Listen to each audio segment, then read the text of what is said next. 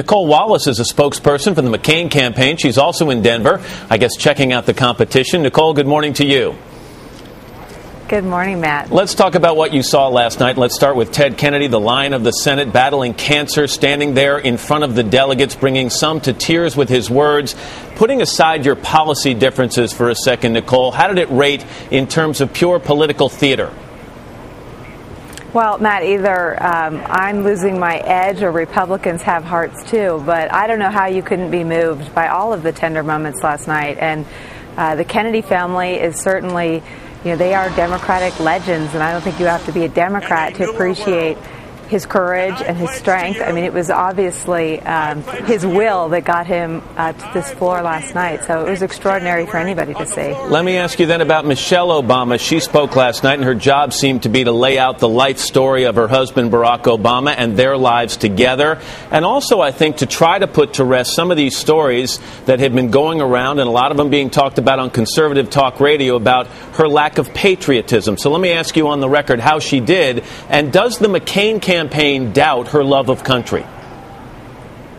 Of course not. And look, I thought she had an incredible night last night. She looked beautiful. I've never heard anyone speak in such a large forum with such high stakes about their father in such a tender way. So I thought that Michelle Obama's talk about her father, how he grew sick and woke up earlier, I mean, it was really a tender moment. Now, I think the question, Matt, that we all have to ask is, will these tender moments start to bridge the gap and solve his political problems? And I'm not smart enough to know if they will. His political problems such as what?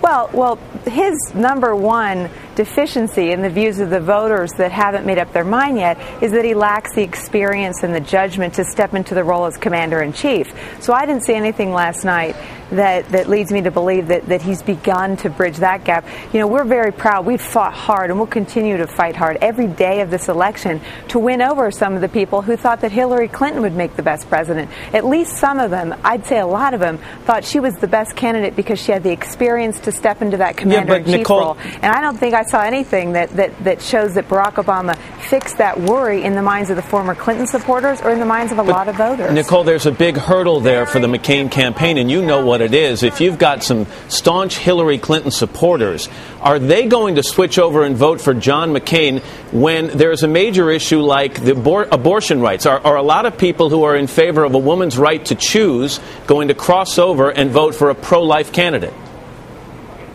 We'll have to wait and see. I think rebuilding this economy, breaking our dependence on foreign sources of energy. Moms are in a lot of households, the people who drive carpools, who run errands, who are in their cars all day, and there is nothing that animates them more in some of the town hall meetings that we go to than when we talk about John McCain's very specific strategy for breaking our dependence on foreign oil, making our nation energy independent. They care about jobs, and they care about keeping this country safe. So we think we have a shot at those voters. We know it'll be uphill. John McCain does best as the underdog who's working uphill. I think that we'll get nervous if we ever end up ahead. I think that the Democrats can expect a 10 to 15 point bounce out of this convention. They've got a head of steam with their VP announcement. Right.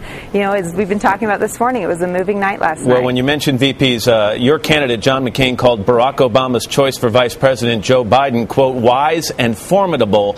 Did Obama's choice of Biden in any way influence or change the decision John McCain is about to make for his vice presidential candidate? I'm not sure. John McCain, I think, knows himself and knows what he's looking for. I think that we have a lot of respect for Senator Biden. He and Senator McCain have been friends and colleagues for a long time.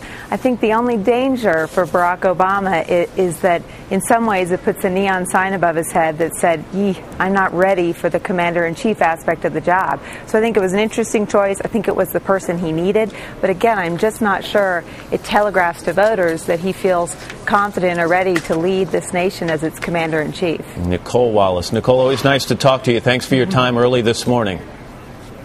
Thank you.